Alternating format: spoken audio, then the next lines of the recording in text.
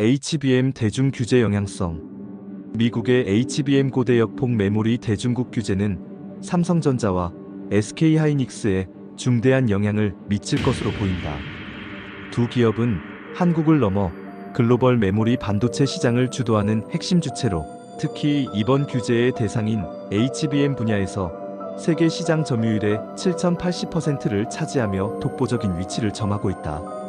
HBM은 고성능 컴퓨팅과 인공지능 AI 분야에서 필수적인 메모리 기술로 데이터 처리 속도를 획기적으로 향상시키며 대규모 AI 모델 학습과 추론을 가능케 한다.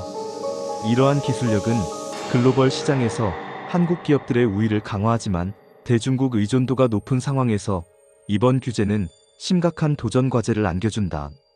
삼성전자와 SK하이닉스는 현재 HBM을 비롯한 첨단 메모리 반도체 시장에서 독보적인 기술력을 보유하고 있다. 삼성전자는 HBM2E와 HBM3 제품을 통해 AI와 데이터 센터 시장에서 큰 영향력을 행사하고 있으며, SK하이닉스 역시 HBM3를 통해 AI 기반 기술 개발과 연산 가속기 시장에서 두각을 나타내고 있다. 이러한 기술력은 두 기업이 글로벌 첨단 반도체 시장에서 경쟁력을 유지하는 기반이지만, 주요 소비처인 중국 시장이 규제 대상에 포함되면서 중장기적인 매출과 점유율에 부정적인 영향을 미칠 가능성이 크다. 중국은 삼성전자와 SK하이닉스에게 있어 중요한 시장이다. SK하이닉스의 경우 전체 매출의 약 30%가 중국에서 발생하며, 삼성전자 역시 비슷한 수준의 의존도를 보인다. 이번 규제로 인해 두 기업은 중국에 대한 HBM 수출에 제한을 받을 가능성이 커지고 있다. 이는 단순히 매출 감소로 끝나지 않고 글로벌 시장에서의 점유율 하락과 함께 경쟁 구도에 영향을 줄 수 있다. 특히 AI 및 HPC 관련 제품의 주요 소비처인 중국의 공백을 다른 경쟁 기업들이 메울 가능성이 높아진다. 대만의 TSMC는 HBM과는 다른 분야에서 강점을 보유하고 있지만 중국의 AI 및 HPC 산업과의 협력을 강화할 가능성이 있다. 또한 미국의 마이크론과 같은 경쟁 기업들은 삼성과 SK하이닉스의 공백을 기회로 삼아 중국 시장 점유율을 확대하려 할 것이다. 미국의 규제는 삼성전자와 SK하이닉스가 중국 의존도를 줄이고 생산 전략을 재편하라는 압박으로 작용한다. 두 기업은 글로벌 생산 기지의 다변화를 꾀하며 첨단 기술 개발을 가속화하고 새로운 시장을 개척해야 하는 과제에 직면하고 있다. SK하이닉스의 경우 중국 우시 공장이 D램 생산의 약 40%를 차지하는 중요한 시설이다. 하지만 이번 규제로 인해 첨단 장비 업그레이드가 제한될 경우 생산 효율성이 저하되고 비용 상승으로 이어질 수 있다.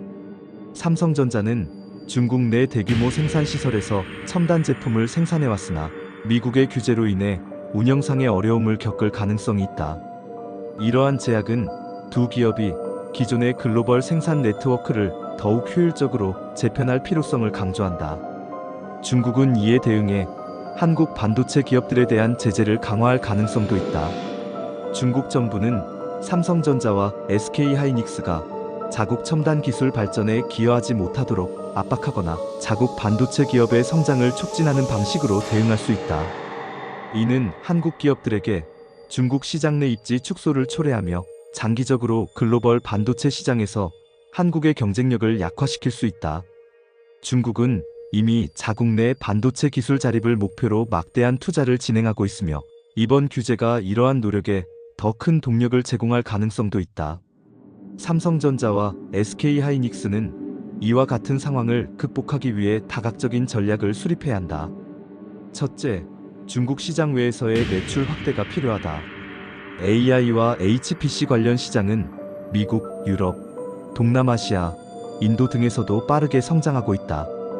이러한 지역에서 신규 고객을 발굴하고 시장 점유율을 확대하는 것이 중요하다. 둘째, 기술 혁신을 통해 경쟁력을 강화해야 한다. 두 기업은 HBM4와 같은 차세대 메모리 기술을 개발하여 글로벌 시장에서 압도적인 기술 우위를 유지해야 한다. 특히 미국 및 유럽의 AI 관련 기업들과 협력해 시장 지배력을 강화하는 것이 필수적이다.